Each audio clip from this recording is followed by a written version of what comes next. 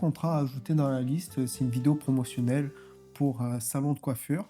Enfin, salon de coiffure, mais pas que. C'est un salon qui regroupe genre plusieurs métiers dans le monde de l'esthétique. Il y a de la coiffure, mais aussi du cosmétique, style des cils, des ongles. Il y a même aussi du tatou. Ça donne une sacrée variété de métiers, de personnes à mettre en image. Donc ça va donner quelque chose de très varié. Alors mettre autant de personnes en valeur, c'est un beau défi et oh boy, genre j'aurais jamais pensé que ça aurait été aussi intense. C'est un tournage qui m'a mis à l'épreuve.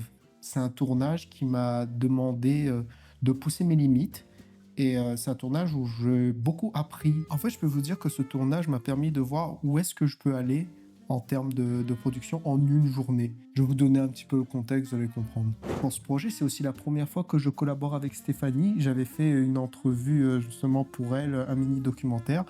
Vous avez aussi le making-of de ce documentaire sur la chaîne si vous souhaitez regarder. Après avoir fait ce documentaire, on a réfléchi un petit peu à collaborer, que elle est spécialisée en photo et moi en vidéo.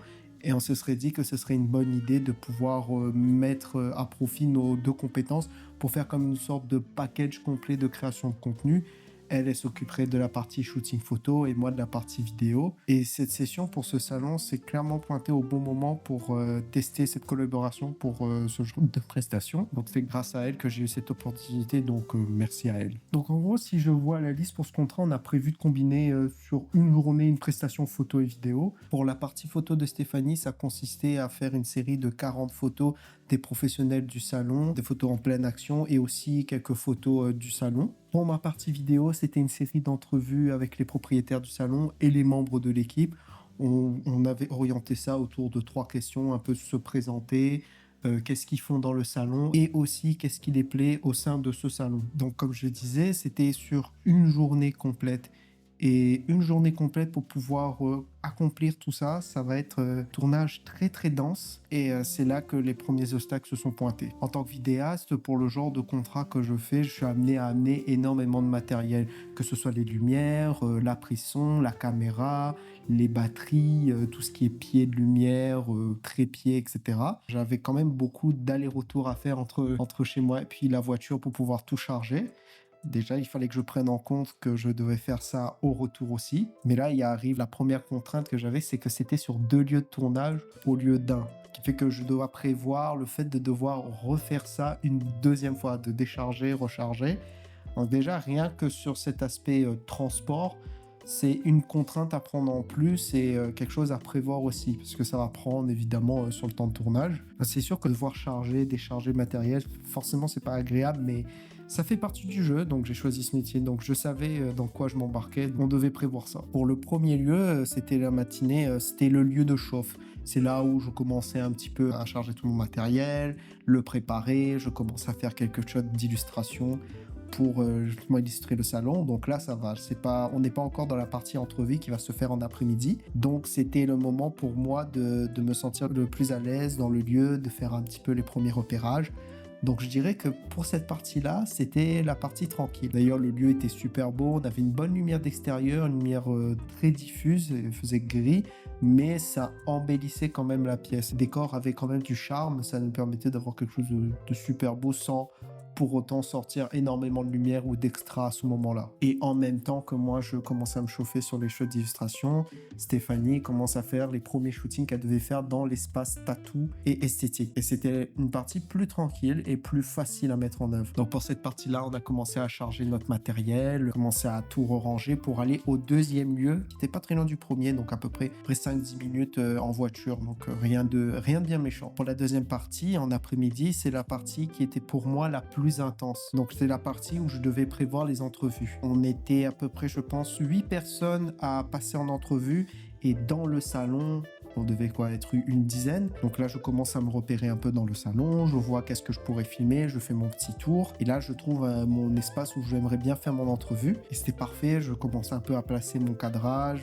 à placer mes lumières pour que ce soit bon. Et là, on est face à un problème auquel j'y ai pas pensé. C'est là que ce tournage a été très instructif. Stéphanie a trouvé son spot aussi pour la photo. Donc l'espace où elle voulait shooter était au niveau de la fenêtre pour avoir vraiment une belle lumière diffuse, une belle lumière naturelle. Mais moi, j'ai j'étais à quelques mètres à peine d'elle pour pouvoir faire ma shot d'entrevue. Je devais faire en sorte d'avoir un bon son. Le salon était quand même assez grand, mais si les gens étaient en train de discuter, il fallait juste que je demande de pouvoir baisser un peu le volume pour qu'au niveau de la prise son, ce soit correct. Heureusement, bon, j'avais tout ce qui est micro-cravate. Avec le micro-cravate, on est vraiment sûr d'avoir le son qui soit le mieux possible dans ce genre de contexte. Mais à côté, Stéphanie qui devait faire son shooting photo, le problème c'est que je lui demandais de faire un shooting en chuchotant. Et le problème c'est que ça n'aide pas pour mettre justement les personnes à l'aise. On commence à chuchoter pour faire les shootings, sachant qu'elle a besoin justement de parler, de faire de la voix assez forte. Elle a une voix assez portante et ça l'aide justement à bien diriger ces sujets. Là malheureusement, j'ai dû la ralentir, mais elle a réussi quand même à se débrouiller. Moi, pareil, j'ai dû faire quelques rappels juste pour baisser le son, pour faire en sorte que le son soit bon. Mais on a pu s'en sortir. Donc, pour être sûr d'avoir la partie entrevue qui soit bien bouclée, je commence à faire enchaîner les différentes personnes en entrevue. Et là, ça me demande vraiment pas mal d'énergie parce que je dois faire en sorte que toutes les personnes se sentent à l'aise.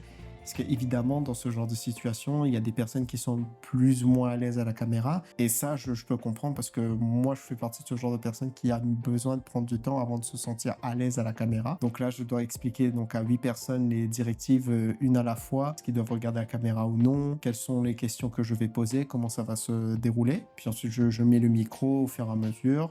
Première entrevue, c'est un peu l'entrevue de chauffe. On n'avait pas comme préparé, on va dire, des réponses bien précises. Là, c'était un petit peu au tac au tac. Mais heureusement, on n'avait que 3 questions. C'est pas des questions où il fallait élaborer comme pas possible. Et on commence à poser les premières questions. Les réponses, on commence à sortir de manière plus fluide. Et aussi, les personnes sortaient de plus en plus à l'aise à force de faire.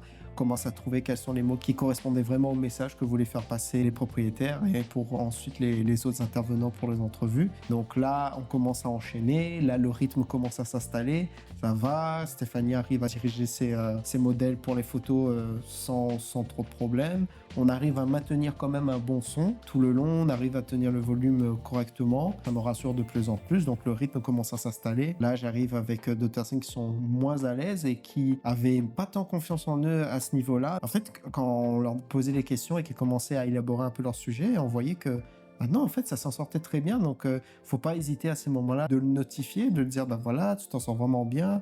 Il n'y a pas de souci là-dessus. Et j'étais très content de voir que ceux qui pensaient qu'ils allaient vraiment pas réussir, qu'au final, ils réussissent vraiment sans problème. J'étais très content de voir ça. Il fallait continuer sur cette voie-là. Elle dit non, vraiment, tu t'en sors bien. C'était vraiment chouette. Il y avait quelqu'un qui avait vraiment réussi à bien répondre à la question, à développer son sujet bien comme il faut et qui pensait que vraiment ça allait pas du tout alors qu'en fait c'était génial, c'était super ce qu'elle avait sorti. Franchement, ça m'a fait plaisir de voir ça.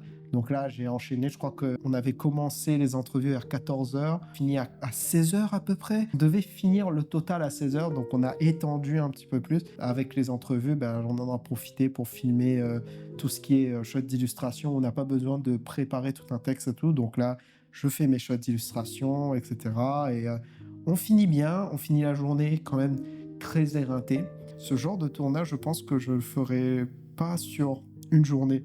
Je pense qu'une journée, même si on a réussi à sortir quelque chose de vraiment intéressant, une journée, c'est très juste. Comme ça, à la suite, je trouve que c'est quand même trop de faire passer 8 personnes sans en être trop fatigué. Il faut garder son énergie durant toute la prestation parce que même si on est fatigué, il ne faut pas oublier qu'en prestation, on doit délivrer, on doit vraiment donner le maximum pour pouvoir avoir quelque chose de super, pour rester énergique. Et j'ai senti que sur la fin, j'étais moins énergique et que ça pouvait pénaliser. Ça peut ne pas être agréable pour les personnes qui sont là.